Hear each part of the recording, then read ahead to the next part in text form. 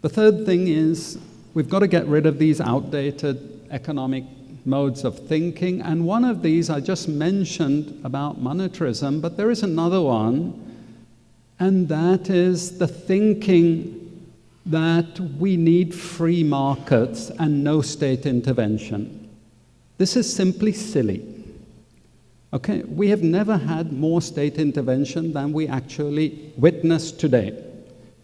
If anyone thinks any East Asian country developed without state intervention, they obviously know nothing about East Asia. Okay, if you look at what China has done, etc., but I'm not even thinking about China, I'm thinking of another country which doesn't immediately come to mind, Germany.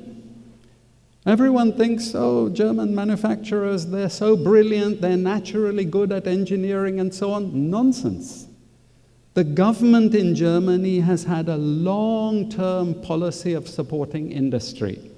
It doesn't matter what the government is, whether it's Christian democratic or social democratic, they maintain exactly the same policies because they created a long-term plan.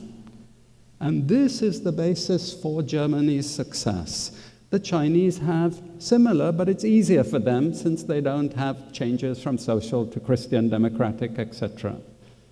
And this is something that, apart from getting rid of these outmoded ideas that we need a free market system, that the government is always bad, etc., etc., what we do need to do is to change some of that thinking. Minister Kabir Hashim was saying we need private-state partnerships. I go even further, Minister, and I say, in some cases, you privatize. You privatize.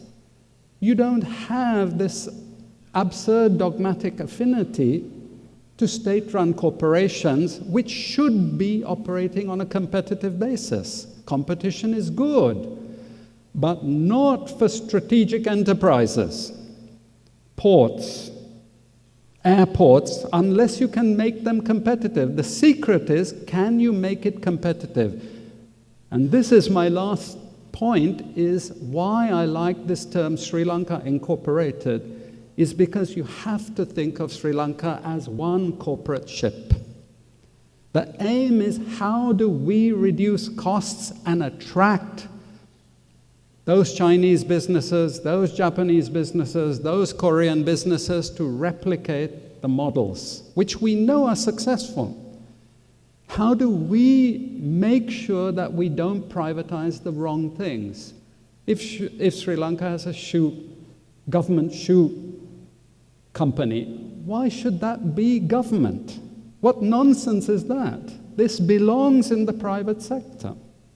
You know, anything that actually can be made competitive should be privatized, but not strategic industries. This is what we have learned.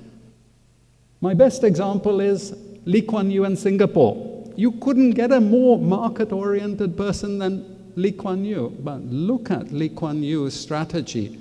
Strategic industries we don't touch. Airports, we don't touch unless we can make them private. You now see the failures in Europe with privatization of natural monopolies. Railways, look at Britain and the railways. Look at Holland and the railways. You can't make them competitive, and when you privatize them, you ruin them completely. These need to be made more efficient. We need to strategize and see how we reduce costs. And we need to understand that there are opportunities here.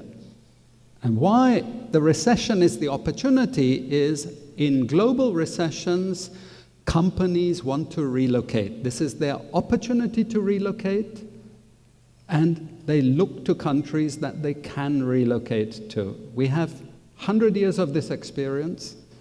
This is Sri Lanka's opportunity. So, in the end, my message is actually, sadly, this global recession is a great moment for Sri Lanka to get it together and start to attract a lot of these footloose industries in order to develop a good manufacturing base. Thank you.